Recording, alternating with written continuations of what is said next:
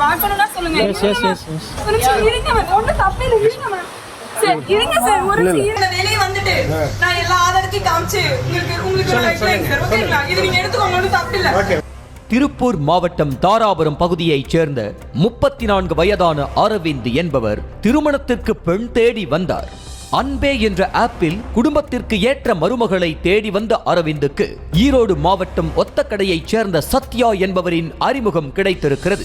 40 வயதான சத்யா 30 வயதுதான் ஆகிறது என கதை கட்டியதை நம்பிய அரவிந்த் சத்யாவுடன் முதலில் நட்பாக பழகி வந்ததாக கூறப்படுகிறது. பின்னர் இருவருக்கும் இடையேயான பழக்கம் எல்லை மீறவே அடிக்கடி வெளியூருக்கு சென்று நெருக்கமாக இருந்ததாக சொல்லப்படுகிறது. நெருக்கத்தை பயன்படுத்தி அரவிந்திடமிருந்து சிறுக சிறுக பணம் பறிக்க ஆரம்பித்த சத்யா வீட்டுக்கு ஏசி வாங்கி மாட்ட வேண்டும் என 46,000 ரூபாய் பணம் வாங்கியுள்ளார். இந்த நிலையில் கடந்த மாதம் 20ஆம் தேதி வீட்டில் தனக்கு வேறு மாப்பிள்ளை பார்த்திருப்பதாக கூறிய சத்யா உடனே திருமணம் செய்து கொள்ளுமாறு வற்புறுத்தவே வேறு வழி இல்லாமல் அரை சவரனுக்கு தாலி வாங்கி திருமணமும் செய்திருக்கிறார் அரவிந்த். பின்னர் அரவிந்தின் குடும்பத்தினர் தனியாக 7 சவரனில் தாலி செயின், 4 சவரனில் சாதாரண செயின், 2 சவரனில் மோதிரமும் என மருமகள் சத்யாவுக்கு வாங்கி கொடுத்துள்ளனர். நீண்ட நாள் காத்திருப்புக்கு பிறகு திருமணம் முடிந்துவிட்டது என்ற ஆசையிலிருந்த அரவிந்துக்கு போக போகத்தான் எல்லாமே புரிய ஆரம்பித்திருக்கிறது.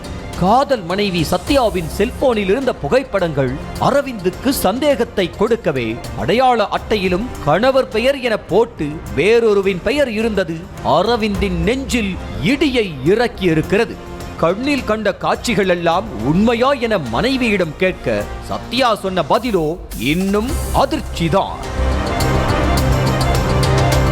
காது கூசம் அளவுக்கு ஆபாச வார்த்தைகள் பேசிய சத்யா வேண்டுமென்றே சண்டை போட்டுவிட்டு வீட்டை காலி செய்திருக்கிறார்.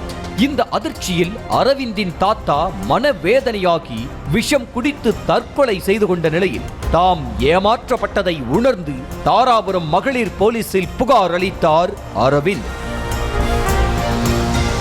விசாரணையில் கடந்த 10 ஆண்டுகளுக்கு முன்பே சத்யாவுக்கு சென்னையைச் சேர்ந்தவருடன் திருமணம் நடந்து குழந்தைகளும் பிறந்திருக்கின்றன. ஆனாலும் பணத்துக்கு ஆசைப்பட்ட சத்யா திருமணத்திற்கு பெண் தேடுவோரை மட்டும் குறிவைத்து காதல் நாடகத்தை அரங்கேற்றி ஏமாற்ற தொடங்கியிருக்கிறார். கரூரைச் சேர்ந்த காவல் உதவி ஆய்வாளர், சர்வேயர், தொழிலதிபர், மாட்டு வியாபாரியின் மகன் என 15க்கும் மேற்பட்டோர் சத்யாவின் ஆசை வலையில் வீழ்ந்த அதிர்ச்சி தகவலும் தெரிய வந்திருக்கிறது. இதையடுத்து புதுச்சேரியில் பதுங்கியிருந்த சத்யாவை கைது செய்து நீதிமன்றத்தில் ஆஜர்படுத்தி சிறையில் அடைத்த போலீசார் சத்யாவுக்கு உடந்தையாக இருந்த தமிழ்ச்செல்வி என்ற பெண்ணை தேடி வருகின்றனர். எங்கு சென்றாலும் தனது தோழி என கூறி தமிழ்ச்செல்வியை அழைத்துச் செல்வதை வழக்கமாகவே வைத்திருந்துள்ளார்.